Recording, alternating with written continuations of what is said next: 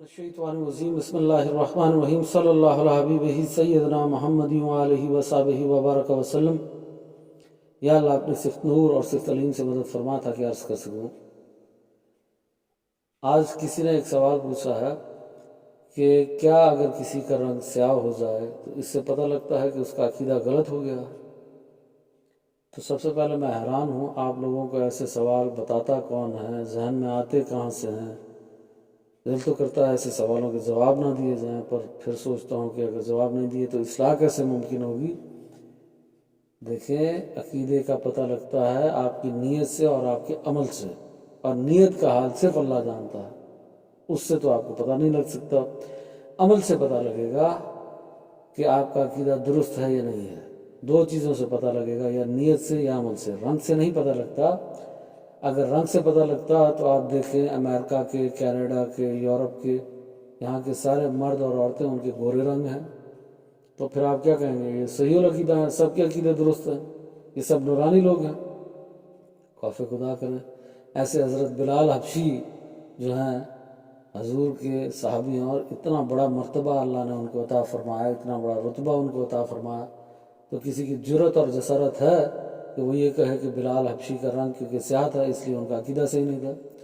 تو رنگ سیاہ یا سفید ہونے سے کوئی فرق نہیں پڑتا۔ ایسے جب کوئی مر جاتا ہے تو لوگ کہتے ہیں جی اس کا رنگ سیاہ تھا تو یہ بدبخت تھا، گنہگار تھا، اس کا رنگ سفید تھا، چہرہ نورانی تھا تو یہ بخشا ہوا تھا۔ ان باتوں سے نہیں پتہ لگتا کون بخشا جائے گا کون نہیں بخشا جائے گا، یہ اللہ کے فیصلے ہیں، یہ اللہ جانتا ہے، یہ اللہ کے کام ہے۔ آپ اللہ کے کاموں میں دخل اندازی نہ کریں ایسی باتوں سے نتیجہ نکال کے۔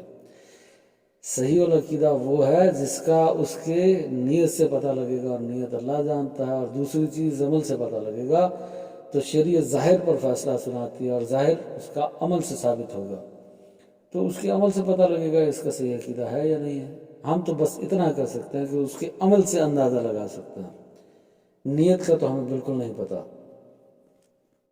تو یہ کہنا بالکل درست نہیں ہے کسی بھی صورت میں۔ حضور کے بہت سے صحابہ تھے اور ان کو اللہ نے بڑا مرتبہ دیا، اور ان کے رنگ سیاہ تھے، تو اس سے بالکل اندازہ نہیں لگانا چاہیے۔ بلکہ ایسے لوگ جب آپ سے باتیں کریں تو پیار اور اخلاق سے ان کی اصلاح کرنے کی آپ کوشش کریں کہ یہ غلط ہے، خاموش نہ رہیں، بالکل ان کی بات نہ سنیں، ان کی اصلاح کرنے کی کوشش کریں کہ ایسا نہیں ہے۔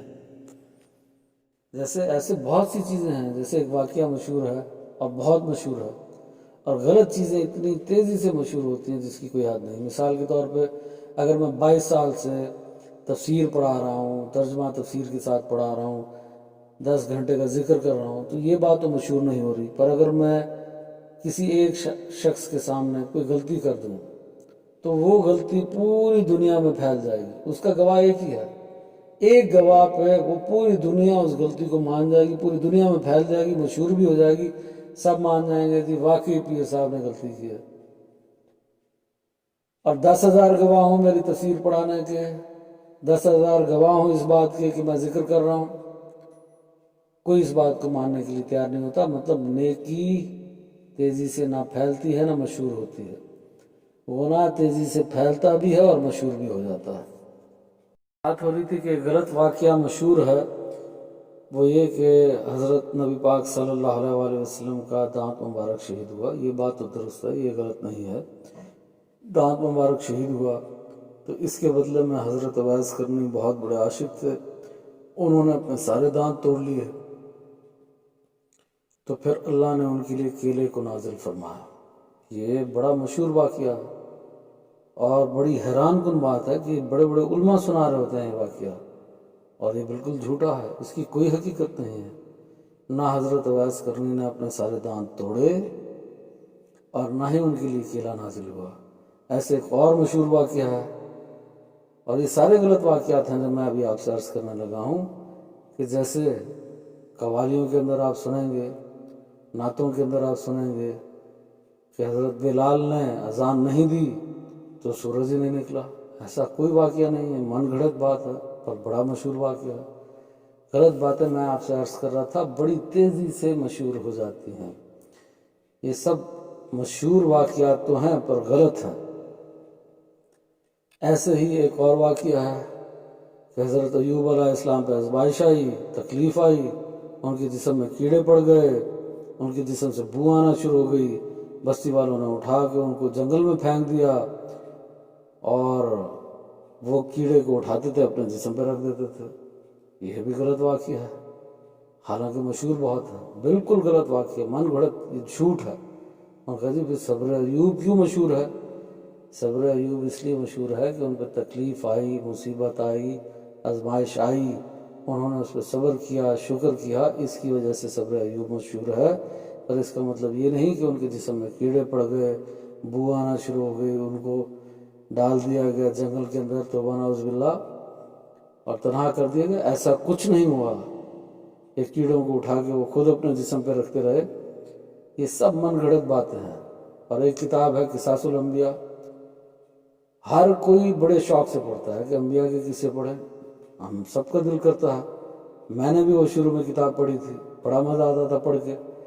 पर अब जब इल्म हासिल हुआ अल्लाह की अता से तो पता लगा 70 से ज़्यादा फीसद उसमें जो बातें हैं वो मन गढ़ंत हैं, मौजू हैं, झूठ है, इसराइली रिवायात हैं। इसराइली रिवायात जो होती हैं वो 90% जो होती हैं वो झूठी होती हैं, मन गढ़ंत होती हैं। तो उसमें 70% इसराइली रिवायात हैं और 30% दुरुस्त रिवायात हैं। तो 30% आप कह सकते हैं कि वो दुरुस्त है, 70% वो बातिल है, झूठ है, मौजू है, मन गढ़ंत है। आप लोगों से अर्ज़ है कि जब भी कोई आप वाक़या सुने जिसकी निस्बत या ताल्लुक़ दीन से जोड़ा जा रहा हो, खुदा के लिए उसकी तहकीक करें, उसको ऐसे आगे ना फैलाना शुरू कर दें, शेयर करना शुरू कर दें। जिसने लिखा है उसको तो गुनाह मिल रहा है और आप जो उसको तकसीम करते फिर रहे हैं, शेयर करते फिर रहे हैं, आप भी उस गुनाह में शामिल हो रहे हैं। जैसे ये कहा जाता है कि अगर शाम को झाड़ू दिया जाए तो रिस्क ख़त्म हो जाता है, मन गढ़ंत बात है। बिल्ली रास्ता काट जाए तो एक्सीडेंट हो जाएगा, हादसा हो जाएगा, मन गढ़ंत बात है।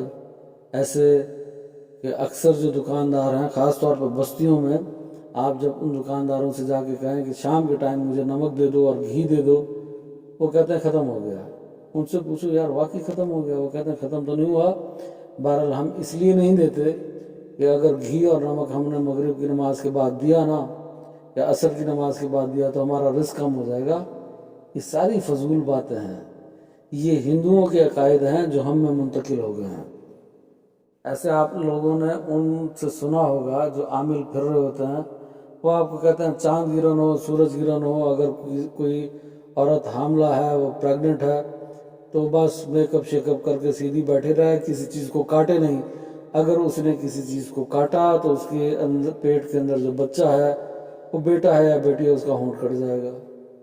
ये सब मन गढ़ंत बातें हैं। ना ये कुरान सुन्नत और हदीस से साबित हैं और ना ही ये साइंस से साबित है। एक औरत मेरे पास आई, उसने मुझे कहा कि मेरा होंठ कटा, मैंने देखा वाकई उसका होंठ कटा हुआ था। उसने कहा आप ये तकरीर करते हैं कि चांद गिरन के ऊपर ऐसा नहीं होता, तो मेरी माँ ने ऐसा किया था इसलिए तो मेरा होंठ कटा हुआ है। मैंने कहा तेरी माँ ने ये गुमान कर लिया था कि चांद तुझे नफ़ा भी पहुंचा सकता है और नुकसान भी। इस अमल की वजह से अल्लाह ने उसको गुमराह कर दिया। अल्लाह कुरान में फरमाता है मैं हिदायत भी देता हूँ और गुमराह भी करता हूँ। अल्लाह बग़ैर वजह के किसी को गुमराह नहीं करता। हम बुरे अमाल करते हैं, गुमराही के काम करते हैं, तो अल्लाह कहता है तो गुमराह हो रहा है, तो ठीक है फिर तो गुमराह हो, तुझे ढील दे दी गई। मैंने कहा ये बताओ जो मंदिर में जाते हैं, बुतों को सजदे करते हैं, माथे टेकते हैं और उनको कहते हैं या अल्लाह हमें, उन बुतों को कहते हैं कि हमें जो है औलाद दे दे, तो उनको औलाद मिलती है कि नहीं मिलती? पर वो औलाद अल्लाह दे रहा होता है और वो ये सोच रहे होते हैं ये बुत दे रहे होते हैं, क्योंकि उन्होंने बुतों से ये गुमान कर लिया कि ये बुत दे सकते हैं। खुद अपने लिए गुमराही का रास्ता चुन लिया है। इसलिए अल्लाह पाक फरमा रहा मैं जिसको चाहूँ हिदायत दूँ और जिसको चाहूँ गुमराह कर दूँ। तो जा तुझे ढील दी, आज के बाद तो मज़ीद गुमराह होता रहा है कि ये बुत ही तुझे बच्चे दे रहे हैं, बच्चे तो दर हकीकत मैं दे रहा हूँ। ऐसे ही तूने होंठ के बारे में सोच लिया या तेरी माँ ने होंठ के बारे में सोच लिया कि ये चांद गिरन की वजह से कटा है, तो अल्लाह ने कहा ठीक है काट दो होंठ। एक मिसाल तो ये हो गई। बाकी साइंस के ज़रिए से अगर आप इसको साबित करें तो जिस्म में यकीनन कोई कमी थी जिसकी वजह से वो होंठ मुकम्मल नहीं बन सका और कट गया, ایسی ساری فضول باتوں سے آپ نے محفوظ رہنا ہے، ان کی کوئی حقیقت نہیں ہے۔ کہتے ہیں جوتی پہ جوتی چڑھ جائے تو سفر ہوگا، کوے بولیں گے تو مہمان آئے گا، آپ منہ میں نوالا ڈال رہے ہیں وہ نیچے گر گیا تو کوئی مہمان آئے گا۔